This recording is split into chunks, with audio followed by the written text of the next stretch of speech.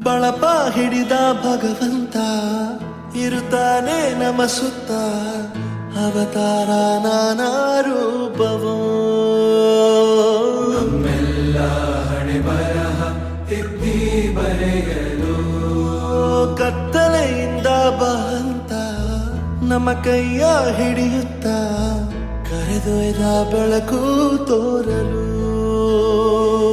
ನಯವಾಗಿ ಗದರೋದು ನಮ್ಮ ಬೆಳೆಸಲು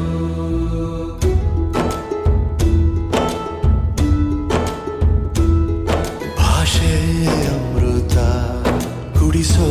ತಾಯಾಗಿ ಭಾಷೆ ಅಮೃತ ಕುಡಿಸೋ ತಾಯಾಗಿ ಭವಿಷ್ಯ ಬರೆವಂತ ತಂದೆ ನೋವು